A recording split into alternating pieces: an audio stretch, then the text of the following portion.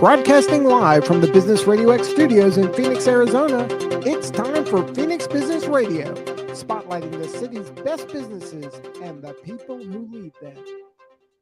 Hello and welcome to Phoenix Business Radio, broadcasting live from the Max 6 Entrepreneurial Center right here in Tempe, Arizona, where we help build businesses and connect you with the right people.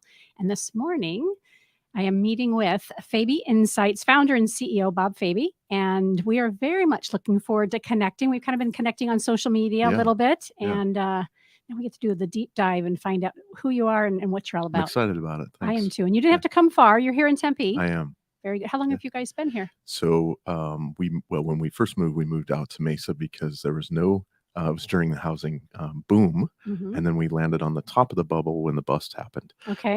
And so we were trying to get to Tempe because that's where we were working at the time. And so I've been here about 17 years. Yeah, good. Tell us about Fabi Insights. So it's designed to help people go deeper a little bit in terms of personality, behavior, but then also coaching, and primarily kind of making a big push in the realm of dignity. What I'm finding is that there's kind of a gap that's happening around dignity in the workplace. Mm-hmm. And so Fabi Insights is designed to try to help in all of those areas, but particularly with dignity. So tell me about how would you define dignity in this context? Dignity is the worth of every human being, period. Like period, full stop, no cap, whatever the way to put it is. Yeah. And the gap that you've witnessed and you see people experience in the workplace is that we're expected to show up a certain way, or we have to leave some of our heritage or our culture or our personality behind. All of those things. I think also what happens is that businesses are trying to do a better job of recognizing the differences in people. But as they're doing that, they're creating policies and procedures, and they're not actually treating people. So they want to say, and it's right. It's good that they're hiring people for diversity and inclusion, but you cannot have inclusion without dignity. You can check boxes. You can say we have the right people at the table, which is critical, but without dignity, it doesn't really matter who's sitting at the table. How did this come about? that you landed on this word, right? I mean, it's more than a word. I'm not trying to simplify it. No, it's fine. What's the backstory for dignity specifically? So one of the things that I have noticed is this rise of objectification in our culture, where what we're doing is we're placing people in boxes, and we're saying, "Oh, you're this. You have a name actually that's." People are now saying, "Oh, you're a Karen," and it's like, well, wait. There are people who, she's a daughter, she's a mom, maybe she's a person, she's a human being, and so as I've observed that, and I've observed how people are just literally placing people in boxes so that they can treat them a certain way and justify their behavior towards those people. I've wrestled pretty deeply with that and said, well, aren't we all human, and shouldn't we start there? And what does that look like? And of course, other people have written on dignity. I really appreciate Donna Hicks, who's written a couple books on dignity and done a great job at Harvard there. And so as I've read those things, I've noticed that this is the thing that kind of brings us together. And I would look for things that bridge us as opposed to build walls and things. And I don't mean to use that as a metaphor, but it is real. And so I'm just honestly curious about what does that look like. And then, of course, when you bring up dignity, it has a lot of different meanings to a lot of different people. So it's kind of a weird term, but it's a really fantastic important. term. And I don't hear it typically in the workplace. We hear a lot of other terms, but this is, it's perfect. And the way you defined it makes so much sense. It's simply just the respect, right, of everyone. What I would say actually is that, and this is one of the things that's weird about dignity, is that dignity is identity. And so if you are human, you have dignity. So I can't erase it. I can validate it. It can be violated. And those are terms, again, from Donna Hicks that I really appreciate. But then respect is actually behavior. Okay. And so the difference between identity and behavior is massive. So I actually don't have to respect anyone, which is kind of funny. People aren't sure about that. And so when you think about respect, it can be lost or it can be gained. And you can have respect for an office, but not the person in the office. Right. So I always think about respect as if somebody says to me, you have to respect me. you automatically lose respect. I mean, it's like it's a guaranteed. It's like, you must respect me. I'll be like, probably not. Yeah. So respect is behavior based, and it's earned, and you can gain it or you can lose it. But dignity is identity, and that means that it doesn't matter whether I respect you. Yeah. I will treat you with dignity. Incredible distinction. Uh-huh. And thank you. It's super important. I was trying to like summarize what you had said when I you apologize. first. No, Yeah. that show's done. Yeah. That was perfect. And I will never not remember that. Yeah. So when you go and you work with Mhm. companies, Mhm. and are you working with individuals? Are you working with teams? Talk a little Yes. bit about the work that you do, Sure. and then who do you prefer to do that work with? Sure. So, I kind of work with everybody. So I do a lot of coaching, Mhm. and One-on-one, group? one-on-one. Okay. And so what's interesting is, we can talk about dignity all day in terms of what that looks like, how we treat one another. It's a much different thing when you look in the mirror and you say, okay, am I validating my own dignity? And so I use a number of different assessments and tools to say, like, okay, where are we at with your personality or your behavior, or what are those things that we're trying to address? Mhm. And then ultimately, the question is, am I treating myself with dignity? And that's huge. And so that goes a deep dive in terms of, it's past emotional intelligence, it's past behaviors, it's past personality. There's something else there, and that's an core identity issue. So when I'm coaching, I typically can go deep dive that way. When you're working with teams, it's a little bit harder because not everybody on the team's willing to go that deep and wrestle with those Yep. kinds of issues. And so with teams, what I usually do is talk about communication and what communication looks like and how we can communicate with dignity. And so then, if you scale that out and you say, okay, beyond the team, and you're kind of dealing with an entire group, then what I try to do is personality, and talk about how we communicate within personality, but then what are our preferences? What Mhm. does that look like? And if we can operate with each other and with our preferences, that's a step towards validating each other's dignity. Yeah. Yeah. Tell us a little bit about your background, your journey Yeah. that landed you here. And Yeah. this is the deep dish dive, right? I mean, this is deep Right. impact leadership. That's how we'll be publishing this podcast. Okay. And I'm known to not have a conversation unless it's going to go deep. Okay, So good. Yeah, you're in I'm good in company. the same maybe we're kindred For spirits. sure. I don't do weather very well. I don't, yeah, or sandwich shops, or Yeah. just the light talk. Yeah. I like start to squirm, and then I Yeah. go, I'm out of here. Right. So this is my comfort zone. Great. Yeah. Yeah. So I think, if you, well, for one, my background is, as a kid, I grew up in a house where post-traumatic stress disorder, because my dad was in Vietnam and a number of other things, where the environment was unstable, Mm. and then I had an enormous overbite, and so this is the early '80s. I'm giving away my age. Also in good company. Love '80s rock. Right. But as a kid, everybody's dealt with having their dignity violated, and I would have never used those terms when I was growing up, Yeah. but I know that's what it is now. And so having a sense of being the other is really important, and I certainly experience that often. Mhm. And then as I've grown, and these are terms that I'm using now that I wouldn't have used then, obviously, but as I've grown, I've watched how that's happened over and over to different people groups or to different people, period. And just really wanting to address that pretty deeply. Like, there's something broken here that I Gosh. can't figure out.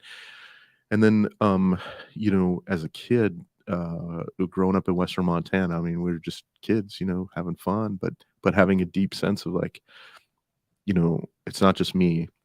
I'm seeing it happen to other people. By the time I got into college, I was running my life my own way and running that train into the ground pretty quickly. Like most of us. Well, yeah, I was doing a good job. So, I actually, my faith has made a really important impact in me. And so, I I became a Christian in college, primarily, and and then kind of wrestled really deeply with some of the problems within Christianity and the objectification that's occurred within my faith. Mm-hmm. And so, kind of just landed on this idea that one, just because you're Christian doesn't make it, doesn't mean that you've got that all figured out. But then two, a bigger picture of like, wow, I'm seeing this happening. It's a human condition, and how can I help address that human condition? And then, of course, the pandemic's changed where we meet. Wow. And how we meet. Why we're meeting. Exactly. So I was grateful for an in-person interview instead of Zoom. So what's happened, obviously, is that people are gathering in different spaces, third spaces, and different things. And so how do you get a message of dignity into different spaces? And the workspace is where, I've spent over 20 years listening to people, how their dignity has been violated in work. And so that's the effort, is to say, well, what can we do in the workspace that changes that dynamic a little bit? Tell me about the different kinds of training. I'm looking at my notes here to make sure I don't miss anything. Sure. You work one-on-one, you Yep. go into companies, you Yep. start with communication, you do some assessments. About how long do people work with you? Does it vary? It varies. It depends upon how deep they want to go. So I always think of it like maybe like snorkeling versus scuba diving. Good. So I think I'm always curious about what I don't do is I don't just say, oh well, here's the plan. I try to listen to people and see what is it that you're experiencing that you're trying to address. The nice thing is that we have a number of tools in the belt so that we can just be specific about that. And if it's one thing, then we can treat one thing or we can address it. But if there's more, then we can kind of go there. So certifications are in behavior. And so when we're talking about people's behavior, that's not always easy to change. And so that can look like 3 to 6 months, maybe a year, depending upon what people experience. And then if they want to go in a different direction, there's personality assessments. So the problem with both of those is that people say, oh yeah, I did that. and I go, really? Tell me more. And people say, yeah, we brought somebody in and we did that, and oh yeah, it was fine. Here's what I am. Here's I what don't know am. what it means. That's right. And they put themselves in a box. They objectify themselves or they objectify other people. And there's not really kind of a robust way of rolling that out within the community. And so I work pretty hard at that, where I say, like, well, what difference is this going to make? And from there, if they choose, and this is maybe more on the scuba end of things, is that we start talking about emotional intelligence. Most people have a sense of what that means, but then the ability to actually identify an emotion and then actually grapple with what they're feeling in a healthy manner is different. So I think about that as more of like a scuba dive.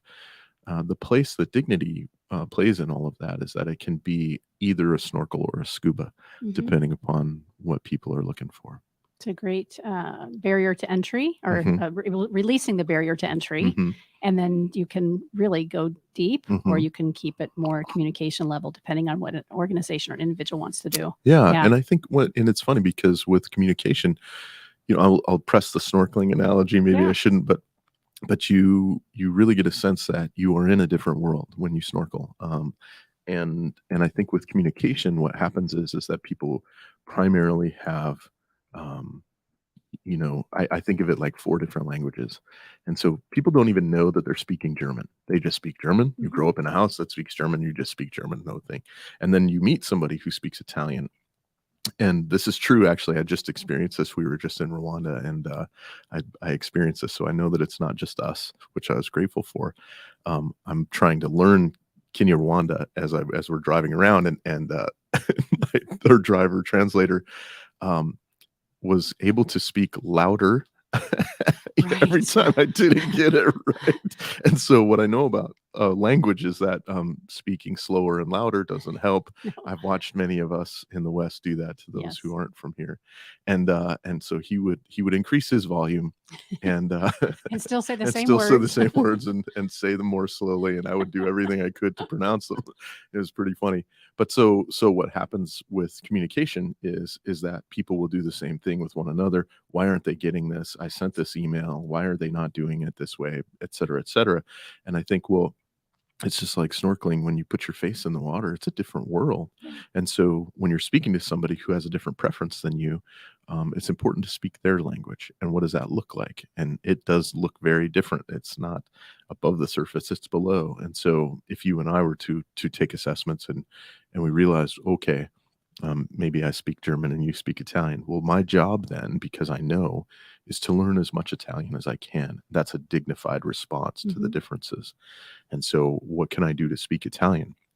Well, I can start with food because I really like food. But it's more like, whoa, when I write you an email, I'm going to speak German when I first write the email.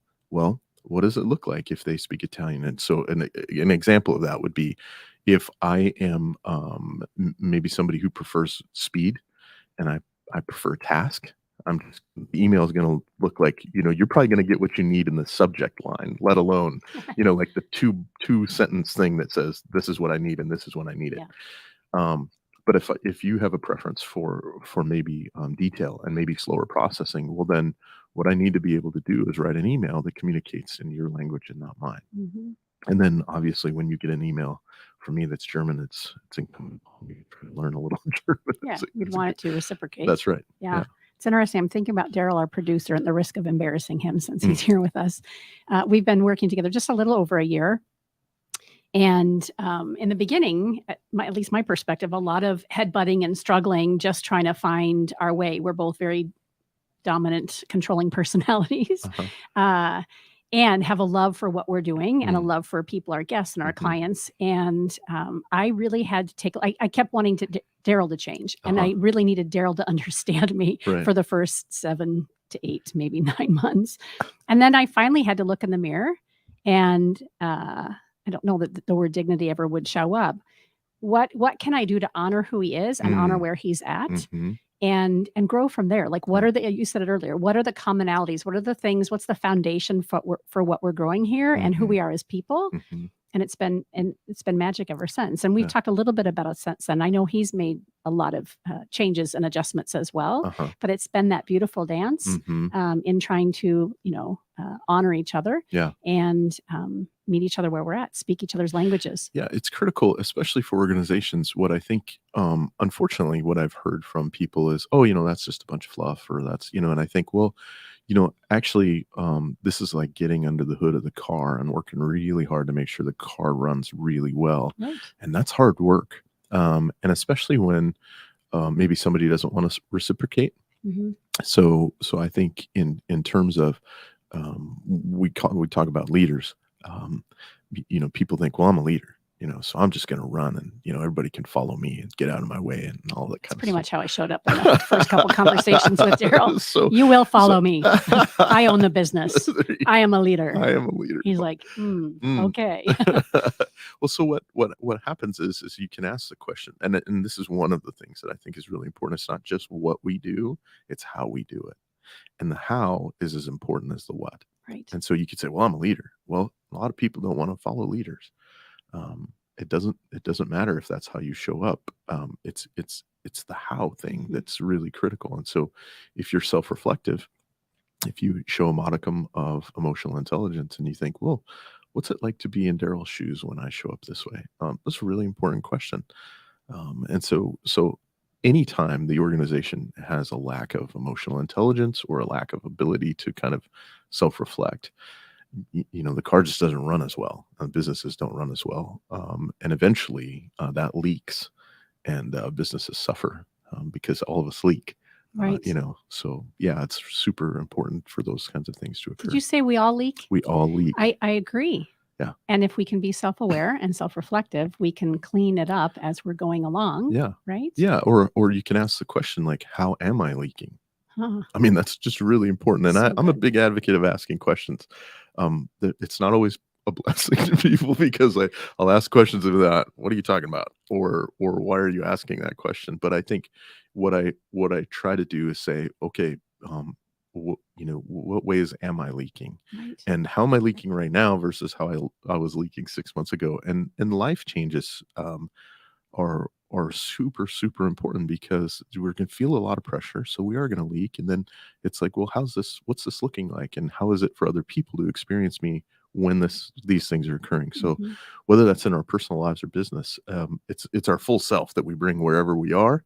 And so those kinds of reflections and questions are important. I do find that many leaders don't ask those questions, and they're important to ask. Mhm. Powerful. Yeah. Yeah. Trauma. Where does trauma? Mm, I know you know a little bit about my background, what I've been working on, mhm, both professionally and personally. mm, Where does trauma come into the work that you do with people? Do you build that piece in there? You mentioned in your own Sure. there Yeah. was some post traumatic stress. Yeah. So, well, one, everybody's hurting to some degree. We're all leaking. Everybody's leaking. There's something going on. But I don't walk around with this suspicious, like, how are you hurting today? Yeah. Yeah. What I do is I'll try to ask questions. And if I observe that, then I'll try to talk about it, or say, hey, this is what I'm seeing. Can you tell me more about that?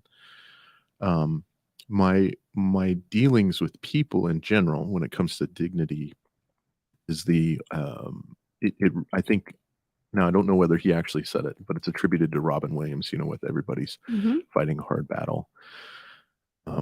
Just assume that. Yep.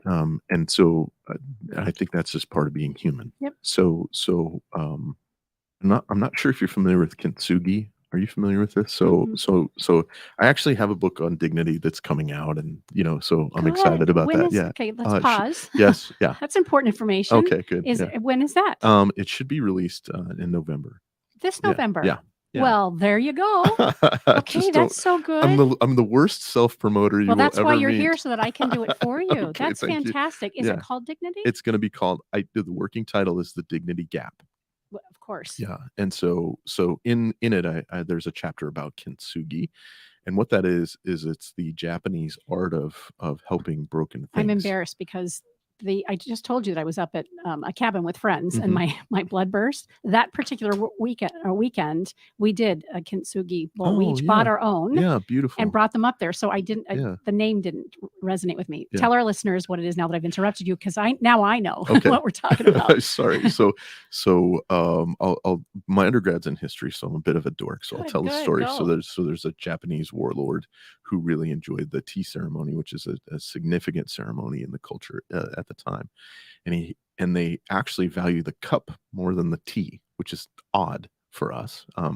But he had a particularly precious cup to him, and at some point somehow it broke, and everybody was scrambling, like, this is not what you want to have happen. You might get beheaded or something crazy back then.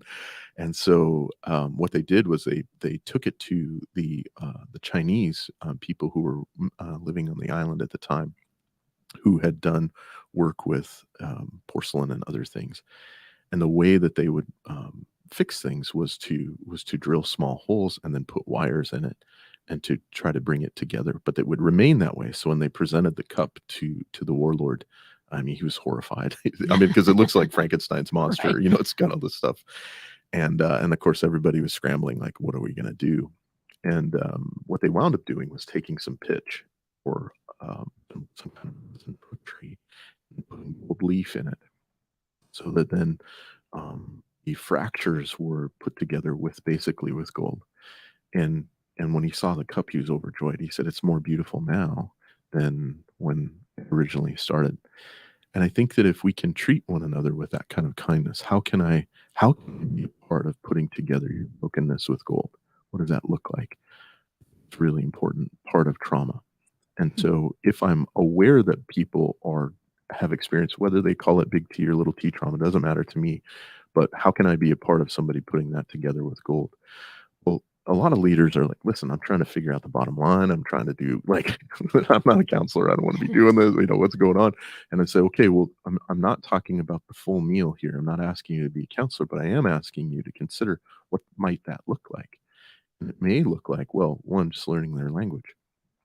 creating this space where dignity is just kind of a thing, and then people can be broken and leaking, but being slowly put together with that. So And the result is beauty. tends to be more beautiful. Well, I think about brokenness in a maybe in a different way. The assumption is that everybody is, and what role do I want to play in that? Mhm. I can sit there and blame them for being broken.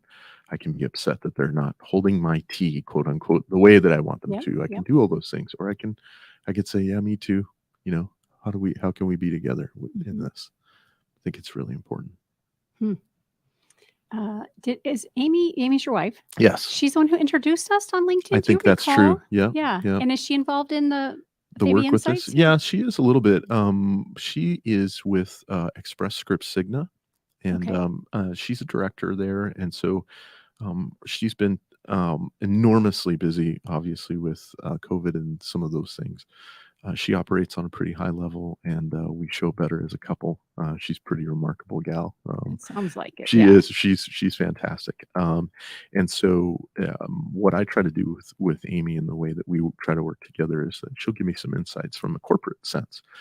And then obviously, just our own practice of being married for 27 years Wow. helps us to be able to go like, oh, we do speak very So different good. languages. Even And this far into the oh relationship. my Yeah. goodness, every day, yeah. And I think you can have all the skills you want. I think we're as skilled as any couple I know, but if you don't have humility, you're not going to get Right. anywhere. And so, try to practice humility as much as we can with one another. Even though, I mean, she may be more akin to you in terms of leader.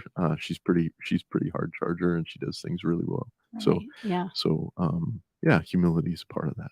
Big part of it. Yeah. What do you enjoy doing outside of work? You know, it's interesting. I do Brazilian jiu-jitsu when I'm not injured, and I really enjoy that. For how long? So, off and on for 5 years, 6 Yeah. years, yeah, and so I'm actually waiting on a surgery right now, which Oh, is super wow. disappointing, Yeah. So but you're it's not able to not right participate now, right but now. yeah, but, it's a grappling discipline, and Yes. what's really great about grappling, is that, it's just you and another person, and it's just constant problem solving. Wow. It's super cathartic, and they've actually found that, first responders, people who've been in the military are finding that, and they're doing clinical studies actually that these grappling disciplines actually help with the Oh, post-traumatic stress sure. disorder. Um, so it's really great. I mean, and the communities that I'm a part of because of that are just they're a ton of joy. I mean, I really enjoy them. So I like to do that. I really do enjoy just being with people. I mean, it's really fun. If I can spend time with Amy, I'm always excited about that. Avid football fan. Okay. And it's Follow. football season I'm right now. so Who's your grateful. team? So well, the University of Montana Grizzlies are Okay. my team, so I follow them um, avidly. I'll put it Mhm. that way. When they play Northern Arizona, we try to make our way up there and wear our Grizz gear. That's And my alma mater for my I'm so undergrad. sorry to hear that. Back in the day, we Yeah. were Big Sky. I don't know if they're Yeah, it's are they a Big still Sky Big Sky? conference. Yeah.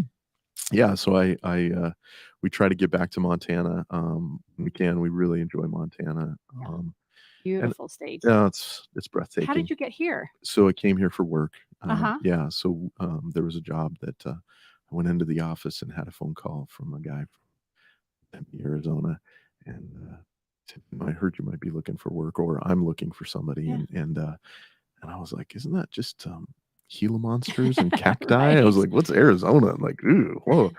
And it didn't take long for us to recognize, like, I think we can make a go of it here, despite. Yes. So I enjoy those things. Really enjoy coffee. Coffee's really I good. saw that in your bio, and I Yeah, offered you some today. You're I like, I already had appreciate my that. cold brew. I had cold brew, so I'm good. If I have too much, I'll be a Good. bit of a jittery mess. I love I'm not necessarily a connoisseur of coffee, and yet I love coffee. A good coffee. Yeah. So, and I would say the other thing that I really enjoy is to be other places. I don't like getting there, but I love to travel. Mm-hmm. So I mentioned we just got back from Rwanda. Yes, go back to that. Yeah, Is there a tie with your work yeah, then? yeah. So part of the work that we've done. So Amy, she actually got she won a fellowship with Cigna. So she's a Cigna Fellows, which is a great title. And what they do is they give their employees who win those scholarships, they give them 6 weeks, and $20,000, and they say, hey, go and make a difference somewhere in the world. It's super cool. Cigna's great like that. And Amy being Amy, kind of wrestled deeply with what that might look like. And especially in the area that we visit in Rwanda is in the south, and it's in an area called Kigeme. And it's the second poorest area of Rwanda. And if you just think about poverty and then you think about the second poorest, it's impoverished. Mm-hmm. There are 20,000 Congolese refugees who are present there. They were taken out of the Congo, pushed out of the Congo because they speak Kinyarwanda.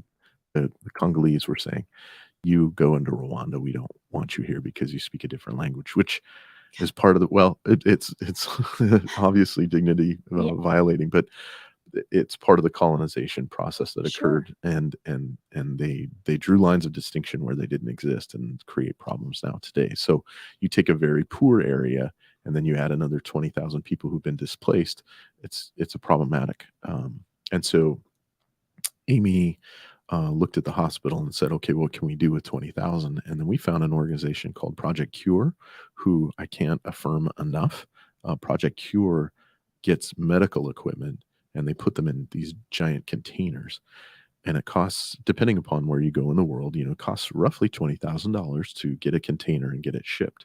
But you can fill it with about $400,000 worth of medical equipment. So we did an assessment at the hospital in Kigeme and found out what some of their needs were, and then are waiting actually right now. It should be mid-October when the container is actually filled, and we're trying to get it to the hospital in Kigeme. And so those are some of the partnerships that we have with Rwanda, working with the church there as well, but really trying to do things that are really dignity focused. So if there's work that we can do with genocide survivors, we try to do that. And that can look really simple. I mean, we're not talking about, I'm not sitting across from somebody whose language I don't know and trying to work with them, but it might look like identifying who the widows are, and then what can we do to help them get housing, or maybe orphans. Many of the orphans now, of course, are older, but it's those kinds of things that we try to do there. And that was my 7th trip, and I hope to make it many, many more. So, do you anticipate going soon once the container is there? So the challenge is the timing. My daughter's going to graduate from ASU on the 12th, and so of that's December. December. So I don't think that I'll be able to go when the container arrives. We were trying to do that with our trip, this last trip, but because of COVID, I mean, there's just been nightmarish delays and things like that have occurred with the container specifically. I can only imagine. It's just been challenges after challenges. So congrats to your daughter, by the way. Just the one Thank daughter. You. I have a daughter. She's 22, and her name's Hannah. She's lovely. And shout out to Hannah and Amy. What's up, Hannah? And my son JP is 20, and he's in North Carolina, and he's actually kind of doing an entrepreneurial thing, which I'm really excited about. So very good. Yeah, they're flourishing right now. Now, I say, because you never know. They'll continue. I have no doubt, given the parents that they are a part of. I hope so. Wow. Yeah. Amazing work. Yeah, I love people. Clearly. Yeah. And you have this hum about you. It just right here. It's my phone. It's in my pocket.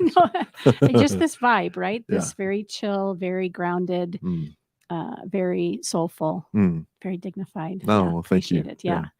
I had asked early on, but I don't think that we covered it. For our listeners who are thinking, gosh, I think I might like to work with Bob and I need to learn more about this for myself or my company. Who do you work best with? You said you work with everyone. Yeah. And we can say that, but marketing and branding will tell us that we ought to niche a little deeper. I know, right? Yeah. But you could stay with everyone if you want. Sure. I guess I'm thinking from the listener's perspective. I know for one, I'm like, gosh, I need to get to know you and Amy better. Sure. Looking forward to growing that relationship. Let me ask the question differently then. If someone listening, whoever's listening, and they want to have a chance to connect, let's talk social media wise first. You're on LinkedIn. Yes. Where else? So I do have a website, Faby Insights. You can find me there. Fabey. Fabey insights.com. Okay. That website's getting rebranded. There's a lot of rebranding occurring around the dignity theme. Good. And of course, because of the book's coming out. So LinkedIn and my website are probably the best. Okay. You will get, if you join me on Facebook, you'll get pictures of my dog Max and Yeah. other things. So I don't use it primarily for Yeah, me business. too. But Sunrises and yeah, hikes it's and beautiful, right? puppies, right? Right. That's Yeah, it's that's kind where of a maybe me doing a silly dance every now and Yeah, again. well, I actually somebody so I this little inside. I really hate the song Africa by Toto. I hate it, and it's overplayed and it drives me crazy. Oh, And of no. course, people on social media know my disdain. And recently, this guy who graduated high school with, shout out to Matt Heddick, he found a app that makes you sing a song. Oh, So it'll take your picture and it makes it mouth look the like words. and they And did you're that too. singing it. So they Can I did that. find that Oh, on it's Facebook? hilarious. It's on my Facebook I'll page. be looking for So that. those are the kinds of things you'll see on my Facebook So page good. instead of maybe Yeah. some things about dignity. But I think LinkedIn and my website are primarily the places. And when it comes to who I want to work with, specifically, there are people who have companies that are large enough to deal with HR issues, but maybe don't have HR people or have trainers to come in and do some training for them. So I would say businesses in that size. I would also say people who are working hard at doing diversity and inclusion. I want to work with because I believe in those measures, Yep. and I also believe that there's a better way in terms of when it comes to inclusion and belonging. People use the term belonging, and I think they're all reaching for dignity, but they're not. It's kind not of poking around it's it. yeah, it's like, hey, how do you say that somebody's belonging? Well, they feel a certain way, and it's like, well, you need to start with identity, period. Right. And so I would say I'm happy to work with people who are struggling or wrestling with some of those issues. I'm also interested in working with people who aren't afraid of the deep dive. So I'm grateful for the title of the podcast and the radio show, because I just don't do soft and fluffy very well. I just kind of go. This is my brother from another mother. Exactly. Right? Yeah. I love it. Yeah. Yeah. And so what does it look like for someone to get started with you? Is it a phone Sure. call? Is it a discovery session? Yeah, it's all of those things. Mhm. So it depends upon what they're comfortable with, but I just try to say, well, hey, let's get together. Maybe I prefer a cup of coffee and just kind of understand a little bit better what it is that they're looking for and what kinds of things I can help them with. But I'm also like really happy to say I'm not the guy. Right. So it's really important for me to kind of sit with someone and say, well, help me understand what you're facing. Because there are a number of tools and a number of assessments. It's a question of, well, what works best. Mhm. I can do trainings around conflict resolution and other things like that, and so it's really trying to get at, like, well, what are we dealing with here? And trying to help other people understand what they're dealing with, because sometimes businesses say we're having a problem here, and it's like, I understand that, That's what it looks but like. the problem is over here. Yeah. So yeah, that's what I try to do. Yeah. So a cup of coffee, give me a phone call, but it's usually face to face. Try to discern what's going on. Mhm. And yet, do you coach people outside of the Metro Phoenix area I as do. well? Yeah. Right. Yeah. Yep. And as a matter of fact, I did a beta test of my Dignity Gap workshop with Australians. Okay, So we that was a haven't ton talked of about fun. the workshop yet. I Yeah. mean, we teased around Right. it. So what I'm trying to do is say, listen, if we're going to talk about dignity, there has to be a meaningful way for it to roll out within an organization. And so I put together a workshop in order to do that, and give people a baseline to say, okay, now maybe if we're going to talk about this, let's get it in. And hopefully it goes beyond just, like, oh yeah, we did that workshop and we got the little shiny thing or whatever we're going to do to help people to be dignity champions. So the workshop is designed to come into an organization and say, okay, let's just at least start this conversation, and why is this important, and how do we do this practically? And so that's designed and ready to roll out. We're beta testing it right now, just to make sure that we're kind of addressing some of the things that people might see they need. But that's something that I'd be more than happy to bring into an organization. Very as well. good. That's Yeah. great to know. And you have done the workshop with some Australians, you said? Yeah. So it was fun because of I'm obviously over Zoom. I was not assuming that. I was just assuming, hey, That that'd be a heck awesome. of a... I know, right? It's like, please bring me to Australia. Right. Although I'm terrified, because I probably think of Australia the way that I did Arizona. I'm like, Gila monsters and cacti, and then Australia was like, don't you have like deadly spiders and snakes. It's like, I don't I'm want to go thinking swim. kangaroos and crocodiles. Yeah, right away. I'm Yeah. like funnel web spiders and great whites and ugh. So you But rolled this workshop out I via did. Zoom. Yeah, so all the things that I do, I try to make sure that I can do virtually as well as We in have person. to. Yeah, and to be completely frank, I mean, still trying to work out some Sure. of those kinks because it's not a natural thing for me to do. But I think it's important to try to beta test things and just say, like, how are we doing? What does this look like? How does it Mhm. feel? It's really different when you're in the room with people, and I appreciate that. Oh, So, yes. yeah. So I rolled that out. Had really, really great responses, really specific feedback that I was really grateful for, and so looking forward to doing that with more companies here in the U.S. Very good. Yeah. I will hopefully we'll get to help you do that. That'd be Yeah, great. we know Yeah. a few companies. Yeah, that's great. Just one or two. Yeah, one or two. Yes. Early on in your upbringing and life, was there an influence or someone specific, a book you read, a speaker that you heard, or grandpa, where you just thought, I want to take part of that with me along the way? You mentioned that you became a Christian in college, I think. Yeah. But is there someone there for you? Yeah, that's an interesting question. I think of it more like a mosaic for me. And so there were parts of people that I took with me. I mean, my dad, Beautiful.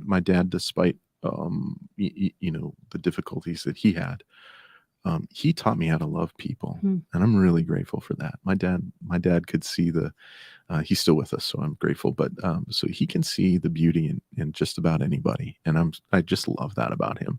And so I always credit him with being somebody who has taught me how to love people. And despite the context, I did feel loved. But it was challenging. It's just that it's never 100% one thing. It's always a little bit of everything. Yep. And so that's why I think mosaic. So there were people along my journey who I credit with, like, oh my gosh, without them that would not have happened, and without them that would not have happened. My mom helped pioneer home healthcare in Montana. Really? She's feisty, and I just love her. I call my mom Barb, which is really funny because it's off-putting to some people. They think, how do you call your mom your first name? I'm like, how long have you been doing that? A long time. And so it I just was doesn't 9. even, yeah, I don't. I really, Probably. I think it started in high school or As something. a joke, So, probably. it was just kind of like it's Barb. I don't know. Yeah, I don't she was even. Barb. She's Barb, and she's my mom, and but she's fantastic, and all 4 of her, and she's a force to be reckoned with. But I really, I know that she went to like a Catholic nursing school, and she was taught, you treat every patient as if you were treating Jesus himself. And so there was a piece of dignity laid into how she oriented to nursing, and kind of grew in that context. And so I do believe that my parents obviously are kind of the fundamental people who have shaped me that way. I did a find your why session. I don't know if you're familiar with Simon Sinek, but this is one of the things that I do with people is I get that workbook and then I walk them through their why. And one of the ways that you do that is you chart some of the pros and cons of life, Sure. highs and lows and things. And nearly every high that I had was with Amy. Oh, I love it. And so, yeah. And so I credit her with being somebody who has helped shape me in who I am. My children have done that as well. Well, they do, don't they? Yeah, if you let them. Yes. And I've really tried to let them. I have so many regrets. I'm like, oh, I wish I would have done this better. I wish I would have done this better. But I do believe in the beautiful people they're becoming, and I like that about them. So it really is a mosaic for me. I didn't necessarily have that one steady influence, but I had a number of people in really timely spots. It was like, oh my gosh, thank you for this.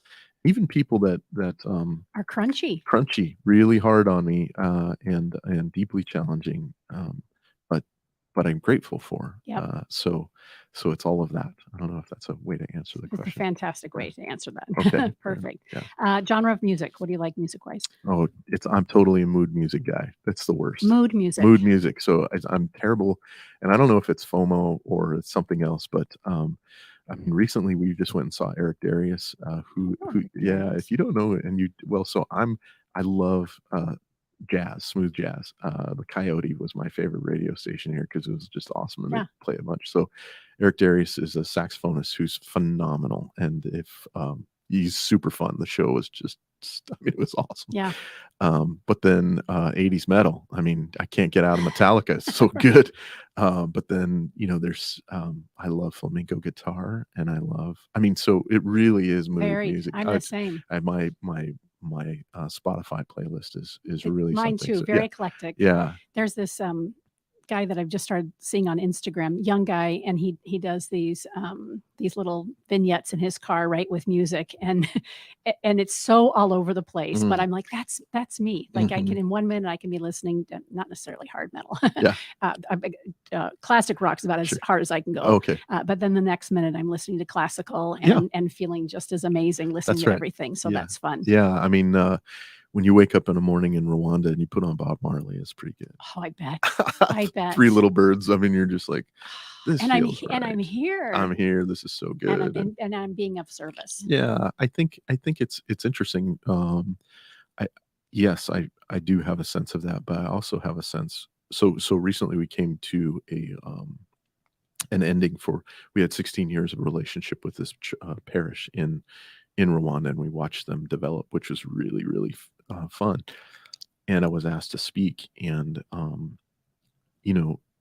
not unaware of the differences between us. I'm not unaware of the fact that I'm a white, educated male who, in every respect is incredibly wealthy compared to these folks. And so what I chose to talk, I mean, I didn't have a lot of lead time, but I thought it through, and I said, well, let me tell you what you've taught us. And so I talked to them about the way they've taught us about forgiveness because of the genocide. And we have much to learn in the way of forgiveness.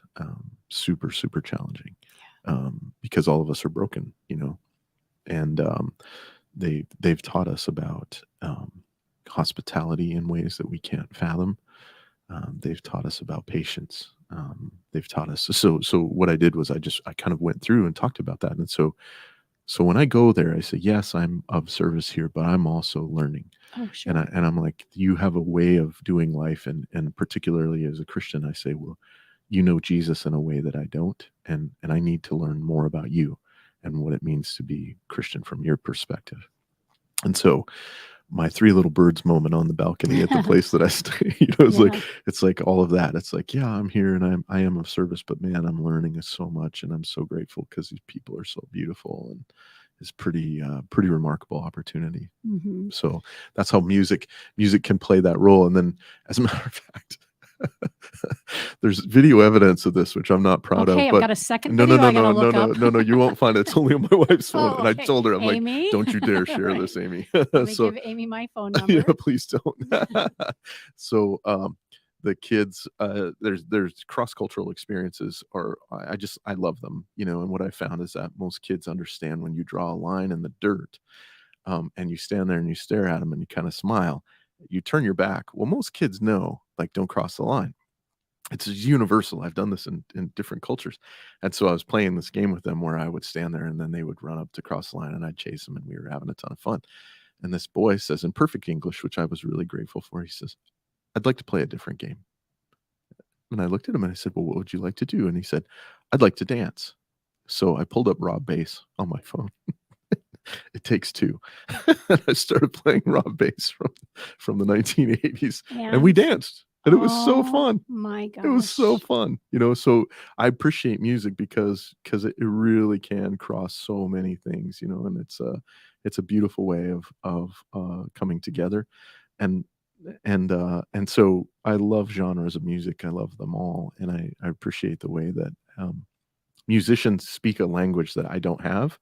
So I'm always like, I need you because you're voicing something I can't say without you. Same. Yeah. In the work that I do, trauma work and here at the studio, I grew up always wanting to be either an actress or a singer. I mean, in the early days, I don't have chops for either. And so when I listen to music, I think I've not been blessed with that gift, with a voice or an ability to play an instrument. How can I give somebody that same feeling, that same experience or similar experience Sure. in just the way that I show up. Yeah. Yeah, that's really good. Interesting. Yeah, I love it. I love it. And I would say too that I was speaking. It's super funny because you just get put on the spot in certain places, people in the room, and they're all kind of like, what do you have to say? And I said, I apologize that I don't speak your language. I said, but I can see your smiles and you can see my smile. And I'm trying to communicate to you that we love you and we're grateful for you. And there are things like that are little bridges towards dignity that really matter, that we can communicate. And so I'm always grateful for that. It goes a long ways. This has been such a pleasure. Yeah, it's been really fun. Yeah, so good. Yeah. Bob Faby Insights. Yeah. Work Around Dignity. Yep. A book coming out in November. Mhm. Where will we find the book? On your website? It'll Amazon be- as well? It'll or- be on Amazon Okay. and all the outlets. You'll So, let us yeah. know when it's You bet. ready. I'll send you Well, a copy. Please. Oh, I would love that. Yeah, for sure. And then Angie and Daryl, if you'll make sure that they get the link, Mhm. we'll add it to the podcast. Perfect. When that time comes. Yeah. Yes. I hope this is just one of many conversations love with that. you and I and Amy. Yeah, I'd love I that. have a handful of people I'd love to introduce you to so that they can become familiar with you and your work. That'd be great. Yeah, very good. Yeah, thanks for your Oh time. my gosh, my pleasure. You've been listening to Phoenix Business Radio, broadcasting live from the Mac 6 Entrepreneurial Work Center. Some media leans left, some lean right, and we lean business. Until next time, I almost said music. Bob and I lean music, and the studio leans business. Until next time, I'm Karen Nowicki. Thank you so much for listening.